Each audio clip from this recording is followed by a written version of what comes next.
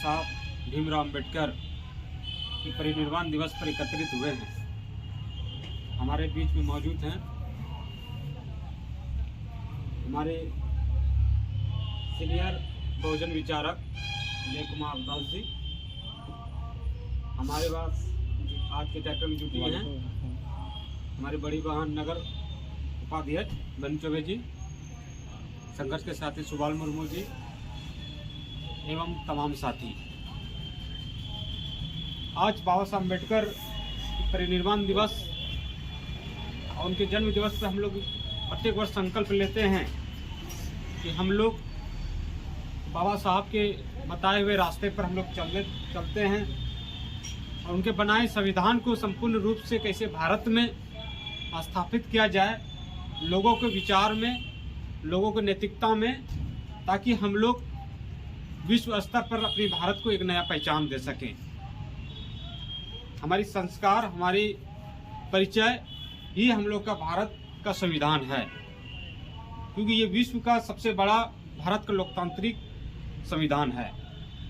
तो मैं चाहूँगा इस कड़ी को आगे बढ़ाते हुए हमारे सीनियर बहुजन विचारक जय कुमार दास जी वो आप संबोधित कर। आज बहुत खुशी की बात है कि हम सभी एकत्रित हुए हैं दिवस पर। साथियों, उन्होंने भारतवासियों को बहुत सी बातें कही, लेकिन क्योंकि हम कम संख्या में हैं, इसलिए महत्वपूर्ण बातों को मैं रखूंगा, आप लोग ध्यान से सुने। सबसे पहले तो हमारे देश में जातिवादी व्यवस्था थी, जिसमें इंसान को इंसानों से बदतर यानी जानवर की तरह समझा जाता था। उससे भी अधिक परंपरा खराब थी मनुवादियों की, जिसमें कि सती प्रथा थी। यानी सती प्रथा इसमें कि अगर सवर्ण समाज की महिलाएं विधवा हो जाती थी तो उनके पति की चिता पर उस अबला को जिंदा जलाया जाता था। बाबा साहब ने ये जो संविधान बनाया, लोग जानते हैं कि 7 सदस्य कमेटी थी, जिसका अध्यक्ष बाबा साहब डॉक्टर भीमराव अम्बेडकर थे, लेकिन अकेले इनको संविधान का निर्माण करना पड़ा, क्योंकि कुछ लोग मर गए, कुछ लोग बाहर रहे। मैं उतना शॉर्ट में कह रहा हूँ, बिल्कुल सब नाम भी जानता हूँ, लेकिन शॉर्ट में कह रहा हूँ। इस चीज को संविधान सभा में उसी सदस्य के एक वरीय सदस्य श्री कृष्णमाचारी ने कहा कि लोग शायद सदन यह जानता है कि संविधान निर्माण करने में प्रारूप कमेटी के में 7 सदस्य बनाए गए थे, लेकिन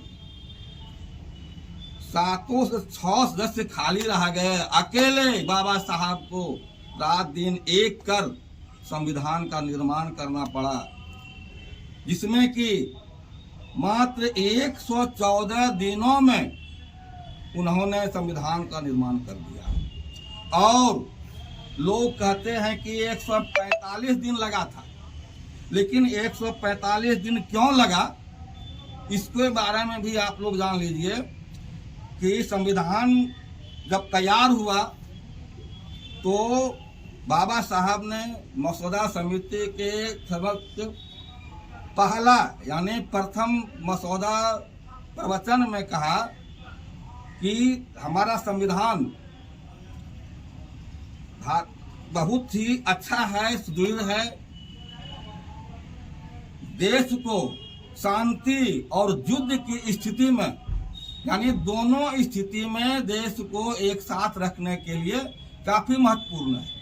लेकिन अगर कोई यह कहे परिस्थितियां बिगड़े, तो यह कहे कि संविधान बुरा है, मेरा कहना होगा कि संविधान बुरा नहीं, बल्कि संविधान को लागू करने वाले लोग बुरे।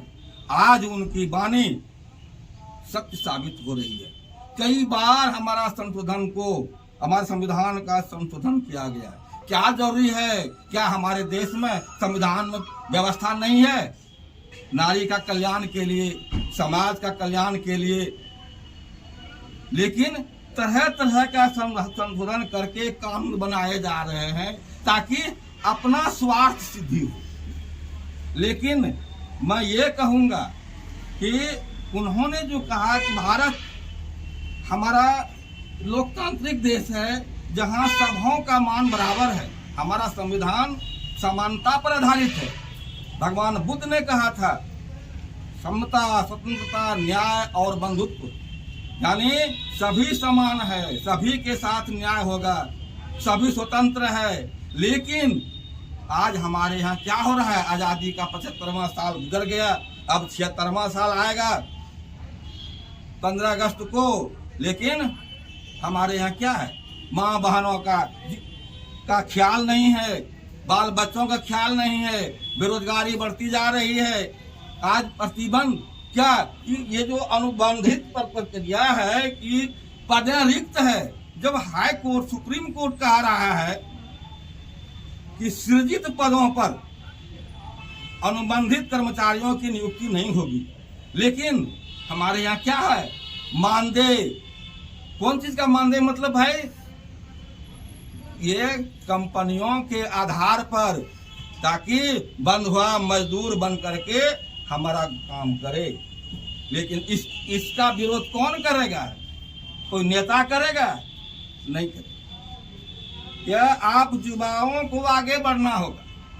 जब तक युवा शक्ति आगे नहीं बढ़ेगी, नहीं जगेगी, तब तक चाहे कोई भी नेता क्यों न हो वह मनमाना करेगा। साथियों, मेरे बच्चों, आप सब